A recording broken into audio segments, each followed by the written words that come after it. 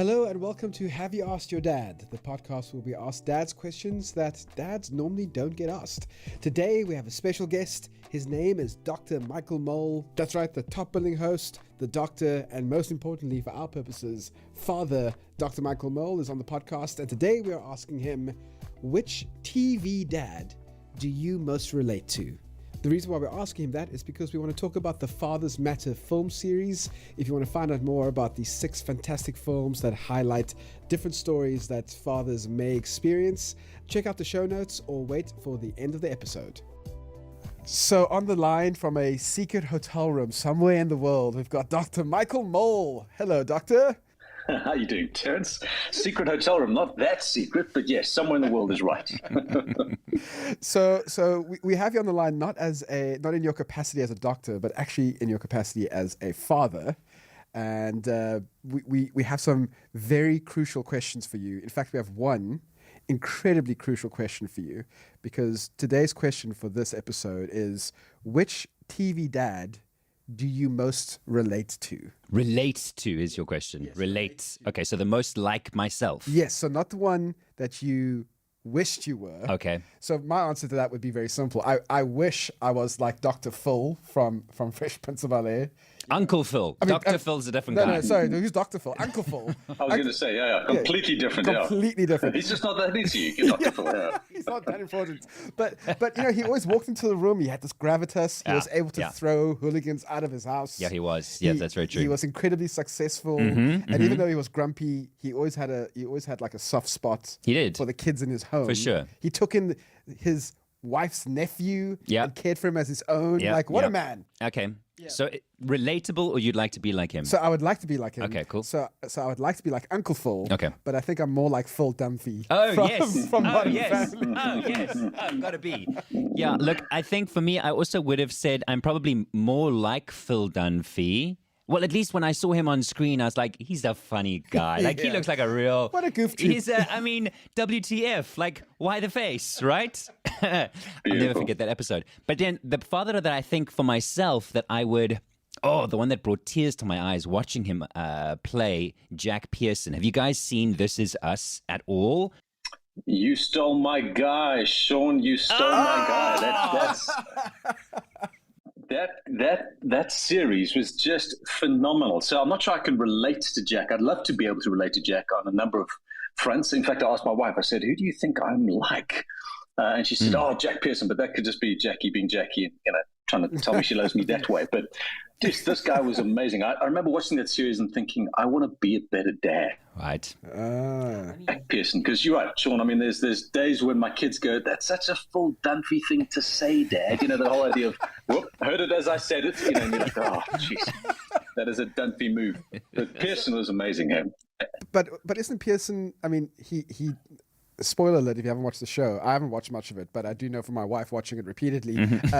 He dies in that show, doesn't he? I mean, he does, but that's not the quality I want to necessarily... But that's a great point, because yes, you're so right. Jack dies when his kids are teenagers, but the entire series keeps dialing back to the moments they had with their dad. So for me, it was this whole idea of you seize the moment, you grab the time you have with your kids, because when his kids are old, they're still thinking about what their dad said to them in those times. So even though he's gone and he's long gone, that's just such a huge impact that you have in your kid's life. So that was a fantastic series. And in fact, I watched it behind the scenes with the cast. And it's Milo Ventimiglia. I never know if I get his name right, but he was asked by the interview at the time, so everyone thinks you're such a great dad. Where do you get your inspiration from?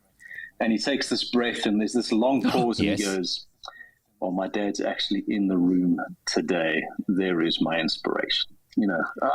Just wow. Lumping throat, tears in eyes, all that sort of stuff. Oh, so amazing. So the dad we all want to be gets his inspiration from a real dad, and that was a special moment. Yeah, can I just say I'm really glad that this is a podcast and not with video, because whoa. It's fine. It's okay. It's the eyes I have a direct sunlight are in leaking. my eyes. That's Sheepish, creepish. Onions. Who's cutting onions? Yes. There is definitely, like you say, Michael, the fact that he is just so present in his kids' lives. At least that's what we're shown for the most part of the series. I haven't seen the last season. And as you quite rightly say, he's got such strong memories for his kids. He's created strong memories for his kids that they live their lives around what they remember doing with their dads. The question for me now is, how do I continue to create those moments in our lives that are just so busy and we're constantly being pulled in different directions? Let's not even mention the fact that he didn't have the internet to keep stealing his distraction.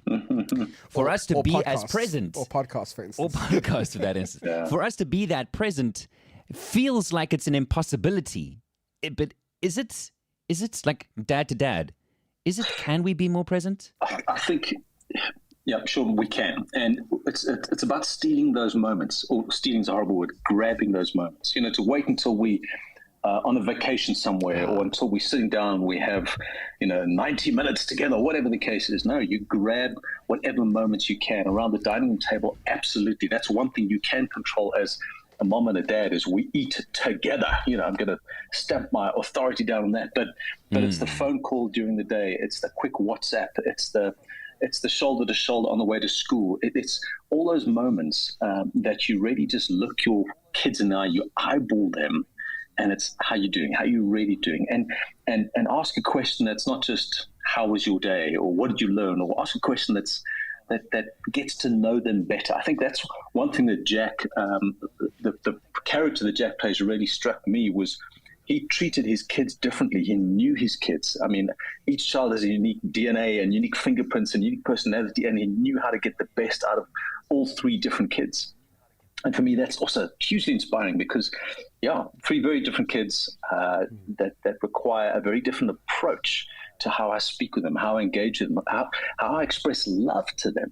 My eldest just wants to do stuff. If we can go surfing together, that's his language of love. My daughter just loves affection and physical affection. My son would just want me to play PlayStation with him and watch me just beat this boss dad and take this guy down. They're so different. And you need to love them in the way they want to be loved. I think that's quite a modern idea of fatherhood, because I was thinking about older versions of, or older TV dads, so from, even the Uncle Phil's, for instance. But I was thinking about Red from that 70s show. Yes. And he's a very caring father, but he's super stoic and he's incredibly distant. And obviously he's representing dads from the 70s. Yes. But that's kind of shown to be what the good style of fatherhood is. Like, you care for your family, you feed them, provide for them, but there's no emotional connection. There's no showing them vulnerability. There's no showing them how much you care for them on a day-to-day basis, like you're saying. So it is nice to see the This Is Us versions of fatherhood coming through. And I know we've slandered Phil Dunphy at the beginning of this, but he's also that kind of dad. I mean, he is. He does. He's quite happy to shed a tear. He's quite happy to show his emotions and to rally behind his kids. I mean, does he not do all the dance moves? If you think TikTok was one thing, I think Phil has probably got his own TikTok account. He should have if he doesn't. Yeah. And all the dance moves. And I suppose Phil is not afraid to embarrass himself. I was going to say in front of his kids. He kind of wears his heart on his sleeve. Says what he thinks, and you love him for that. Yes. And again, he's all for his kids, and for me, that was great. And also creating those memories. I mean, there was a particular episode where he walks across the yard on a tightrope, I think. Can't remember that. But, they were like, our dad is mad, But at the end of the day, the family gets together and they cheer him walking across the yard. And they're like, he created this moment. And forever there will be this memory of us gathered together on the front lawn watching dad walk the tightrope. And what a cool dad. Weird, but cool. And by the way, I do think that translates into good father in terms of you are the keeper of memories. There's Jackie and I have often said, and I've had some amazing experiences in my lifetime in terms of travel, but they're just experiences because you don't share them with anyone. And sharing them with an audience is not quite the same. But when you go somewhere, when you do something, when you create a memory worth capturing on camera, those memories just get more and more valuable with time. And pre-COVID, we did a lot of getting away as a family. And during COVID, we went back and we watched those videos. And it's just as though, even though in lockdown and we can't go anywhere, we get transported to beyond our home to those memories that we have, and they just get more and more valuable. So if you can create a memory, do that. I often say to Jax, she says, why don't we just stay at home this weekend? I'm like, we can, but who's going to take photographs of our home? Let's go somewhere we want to take photographs, capture moments, because that's capturing memories. Yeah, I hear every word you're saying, and I can't agree more. Like you're quite already saying with regards to Phil creating that moment outside where he is walking that tightrope, which seems absolutely ridiculous. Can we also just take a moment for the fact that the character or the person is comfortable in himself to say, actually, this is who I am, guys. I'm going to be silly. I'm going to make you laugh. I'm going to make you cry. I'm going to get in your face and under your skin because I love you. It's coming from a place of love and to be involved in every moment of your life is important to me as a dad. I'm not just going to run the numbers and make sure that there's food and make sure that there's a roof over your house, which, by the way, I do, and it's a hell of a lot of strain, but I see you for you, as you're pointing out with Jack as well. There's lots to learn from TV dads by the looks of things. In fact, there's a scene where Phil Dunphy speaks to Jay, and I think he's sitting on the stairs at the front door, and he says, Jay, I can't be like you. I'm not successful. I haven't provided for the family like you have for yours. And Jay, in a moment of rare emotional connection, says, Phil, look at your family. You've got a house. You put 3 kids through college. You've cared for these. He says you're a successful dad, or you've made it. You know what I mean? There's nothing to be ashamed of. So I think that whole idea of just securing your family's financial future is good too. Being wise with what you have. You don't have to be wealthy, but what you have and the security you can bring, I think, is great too as a father. So can I suggest a TV dad that many people don't think of as a TV dad? You may. Alfred from Batman. What? Really? As a dad? Because think about it, he took over the care for the child. That wasn't his own child, right? Yes. It was technically his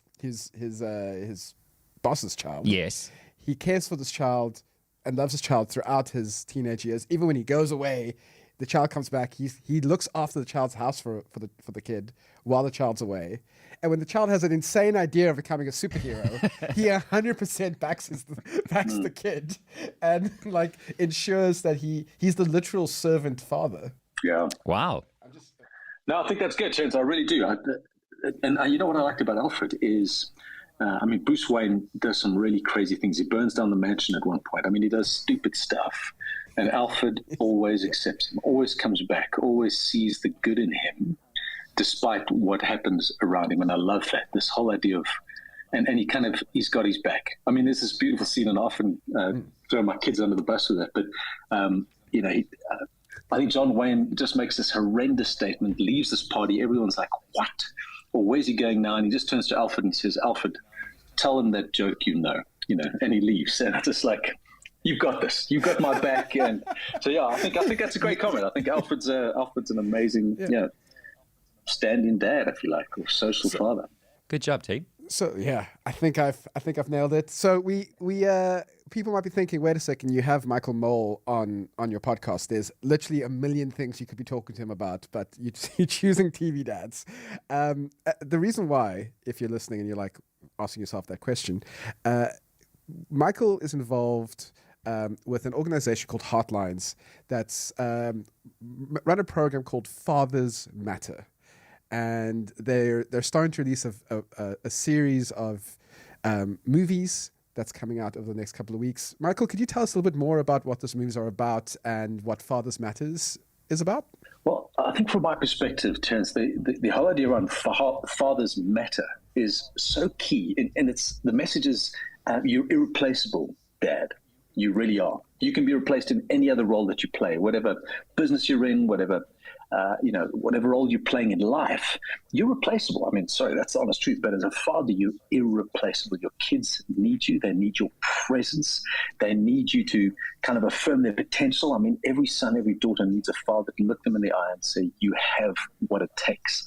The kids they get their identity from their dads. How they see themselves is such a huge aspect of success going to their future. And that comes from a father. That healthy self-image comes from a dad. And I think above all, kids need to know from their father that they are loved. In fact, If you ask me what successful fatherhood is in my life, it has to do with just letting my kids know that they are loved by their father on earth and loved by their father in heaven. And I think if you as a dad, it's easy to be a dad and become a dad. It's quite difficult, to actually fulfill that role. Just because you are a dad doesn't mean you're a good one in that sense.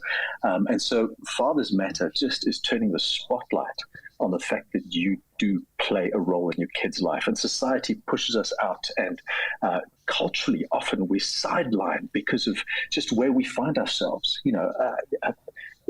This country that we're in has separated families, has pushed fathers out. And we need them to know that they really matter. You need to engage. You need to get back in the arena. You need to fight for your kids. And that's what Fathers Matters is all about. And that's what these movies are all about. I mean, 6 amazing, heart-wrenching, tear-jerking moments just to show you, Dad, you're needed in your kid's life. No matter who you are, no matter what you do, no matter how you're struggling, your kids need you. And I think that's an unbelievable message. We're a generation, I'd say largely a generation that's fatherless. I mean, you know the stats in terms of how many kids live without fathers or living in single-parent households.